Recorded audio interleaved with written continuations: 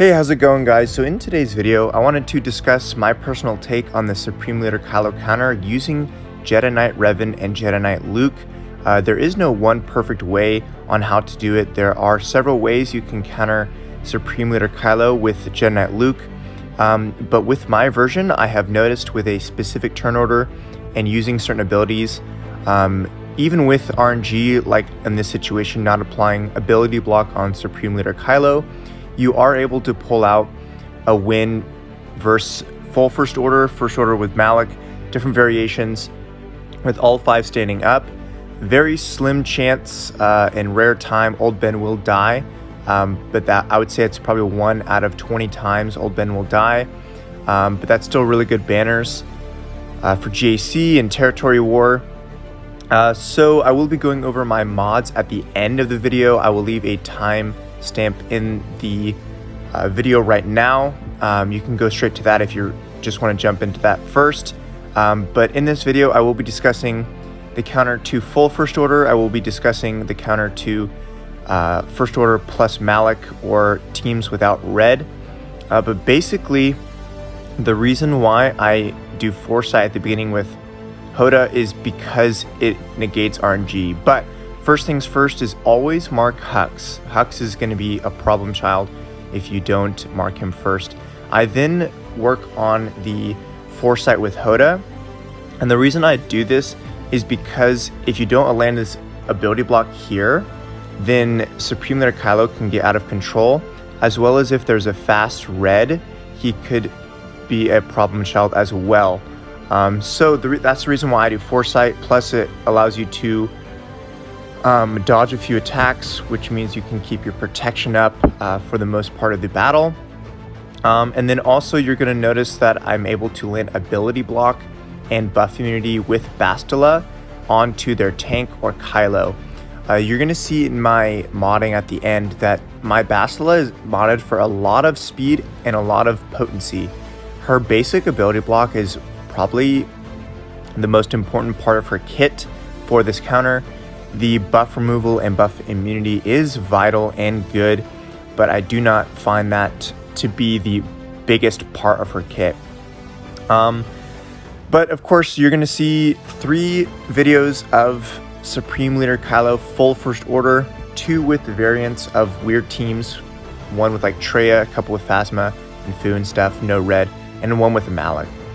So again, opening with mark on Hux. This is to negate him from passing TM to Supreme Leader. You want to focus on that. Then you want to give the buffs to Luke, and do not go for Fost. Fost has a chance of countering, and he will remove all of those buffs on Jedi Knight Luke if he has advantage, which he usually does. Then when you get back to Jedi Knight Revan's turn, use Jedi Knight Revan's ability, his leadership ability thing, the blue icon, on red. You want to kill him first, then focus on one of the tanks. If you can put buff immunity on one of them, then go ahead.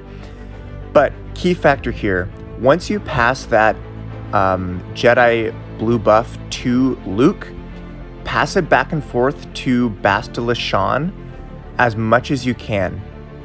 And then if you already have ability block on Jedi Knight or on Supreme Leader Kylo, then call Hoda to assist with Jedi Knight Luke on his blind ability. If you do not have ability block, call that assist to Bastila Shan for that ability block. This makes it work very well.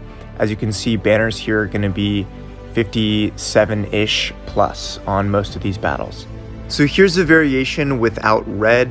This is where Jedi Knight Revan being first comes into play.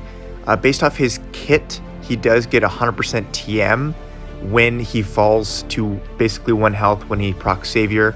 And therefore, when red assists, that's what happens. He gets 100% TM. But when there is no red, you still want him to go first. And therefore, him being the fastest is important. You're also going to notice that I either call Hoda or Bastila to assist with Jedi Knight Luke's middle ability with the blind. I call Bastila to assist when I need an ability block on Supreme Leader Kylo or a support character. Otherwise, I will be using the assist on Hoda. Also, you notice I just used the stun ability with Luke. The only time I will use the stun ability with Luke is when I need to control people outside of Supreme Leader. Supreme Leader cannot be stunned. Obviously, people should know that by now. But whenever I see characters that need to be controlled outside of Supreme Leader, I'll use Luke's stun. Therefore, like Fu or Phasma might have given Supreme Leader some extra turn or so forth. So here's the variation versus Malak. Still focus fire on Hux, but the key difference is you actually give Master's Training to Luke on the pre-taunting tank first. The reason why I like this is because even if it's fast and he counters, you're not going to lose your abilities from Bastila on that initial one. Then it's basically take out the tank, focus fire, and take out red again. The same scenario as the double tank full first order. Jedi Knight Revan will get a little bit low. This is where relics come into play. Higher relics, higher survivability on Jedi Knight Revan because he will be targeted several times, as you can tell right there. But then try and control the tanks. If you are behind Malak, call Bastila to assist. Yes, she might get feared occasionally, but the most important part of her kit, again, is the ability block. Whenever you have a chance to mark Supreme Leader, I say go for it because that's a chance of you landing that ability block or just doing damage and stuff like that. And yes, you'll reduce his TM, which gives him more HP and protection, but it allows you to get your abilities back in order and so forth. And again, having relics on Old Ben allows him to survive there. And whenever you have a chance, give abilities or turns to Luke. Again, this is where I use the stun ability with Luke because I need to control the team, gather some banners back if this were GAC. Ability block on Malak is insanely powerful. Fear is not my worst enemy in this because Luke is the main source of damage. This would be a 59 banner win versus Supreme Leader Kylo and Malak. Another thing I would like to talk about, this is just a bonus clip. Another thing I would like to talk about is when you do mark a character, Old Ben is getting potency up. This is actually a hidden gem within this turn order and ability order stuff. That potency up allows him to land those ability blocks and TM reduction on the whole team. As you see, I got 5 TM reductions and 5 ability blocks on that wave. This I find is absolutely insane and very important. And it's just a little hidden gem that I find within the kit. And other than that, I just find that the basic on Supreme Leader Kylo from Bastila is pretty huge. As well as I will be talking about Zetas that are important, Zetas that are luxury on this team, Zetas that are absolutely vital. And also some things to look for, what gears you should be looking for. This will all be upcoming on when I talk about mods. So in brief summary, I find the most valuable items is to mark Hux turn 1, AoE Foresight turn 2 with Hoda. The healing isn't going to be as effective, but that's okay. It's all about the Foresight. And then you're wanting to basically control the tanks, take red out with the blue buff from Jedi Knight Revan. Once you have the blue buff on Luke, then pass it back and forth between Bastila and Luke for the high damage and ability block. Bastila having potency is pretty big, so you'll be able to see my potency and speed on Bastila fairly soon. But I really hope you guys enjoyed this video. Let me know if you have any questions, and now we'll be talking about the modding. So here's the team on the top. If I were to talk about gear level requirements, I would say at least gear 13 Jedi Knight Revan so you can survive some hits, as well as you want that extra speed boost from the gear 13. I think Relic 7 Jedi Knight Luke is pretty vital. I would not recommend anything less. Plus, you're going to want him to be Relic 7 anyways. Bastila, I would say gear 13 at a minimum. You could try gear 12, but the extra survivability and protection is pretty big, plus the potency boost. But you could try gear 12. I would recommend gear 13 though. This is a counter to SLKR after all. Hoda, you have to have Relic 3 just to unlock Luke, so that's a minimum. And then Old Ben, I would say gear 13. When I was at Relic 3, he would die more often than he is at Relic 5. So I would actually recommend minimum Relic 3, but I would recommend higher than 4 or about 5 in my honest opinion. Other than that, you can try at lower gear levels. Obviously, I cannot go back in gear to test that stuff out for you. Go ahead and test for yourself, see if it works. If you can match my modding and speeds, go for it. If not, this is my relic levels that I have. Alright, speed order is Jedi Knight Revan, Hoda, Bastila, Old Ben, then Luke. So here is my modding for Jedi Knight Revan. I have him modded for a lot of speed and survivability. If I could have him have more HP, I would, but based off my mods, everyone's mods are different based off what luck you've been given.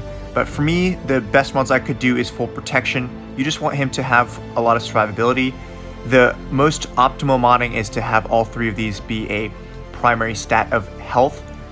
You could also do potency on this one. I've seen a lot of people do potency for that TM removal and stun, but in my opinion, for this specific counter, I prefer survivability more than potency on him. Next is Hoda. Basically just speed is all you need from him. You could add a lot of extra health, which I do for the equalization, giving some more survivability, but basically my Jedi Knight Revan was 317 speed, and my Hoda needs to be 1 speed slower than Jedi Knight Revan for this to work. Other than that, his stats don't necessarily matter all that much. Next is Bastila Shan. I find her set to be vital, meaning speed and potency, so Bastila's mods are pretty important. Having her above 280 is, in my opinion, pretty important, as well as having high potency. You want her to be very fast. A fast and high potency Bastila is a hidden gem in my personal opinion for this counter. Just the fastest speed and potency combination you can find that doesn't ruin the rest of your roster's mods. For example, I have speed with some potency and secondary stats on her arrow. This is my fastest potency triangle.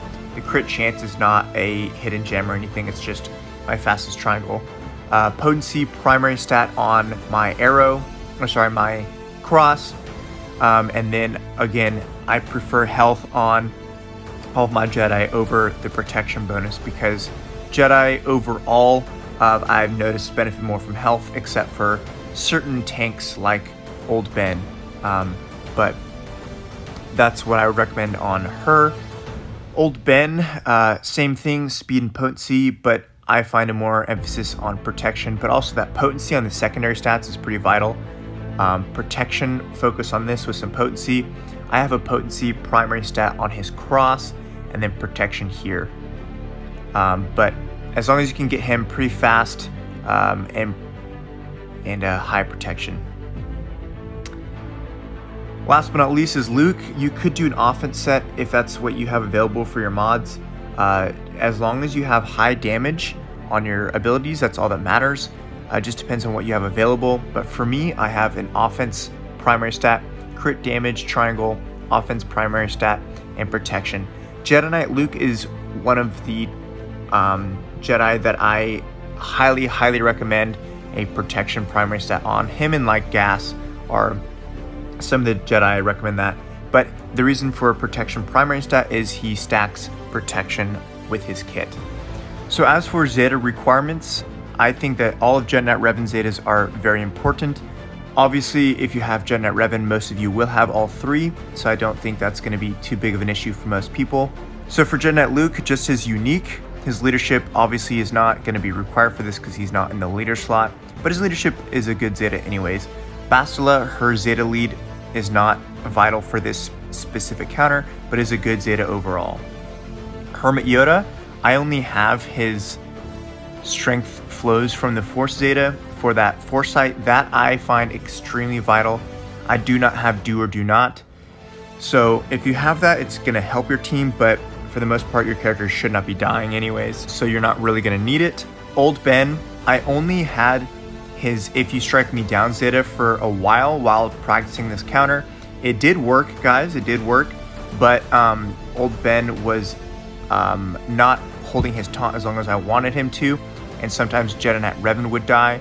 But once I put Devoted Protector on there, he had his taunt more often, and it was him that occasionally died instead of Jedi Knight Revan. Both should survive while using this, but if anybody's going to die, it should be Old Ben and not Jedi Knight Revan. So I find that Zeta highly recommended but not required. I hope you guys liked this video. Please let me know if you have any questions, and if you could hit that like and subscribe button, I would really greatly appreciate it.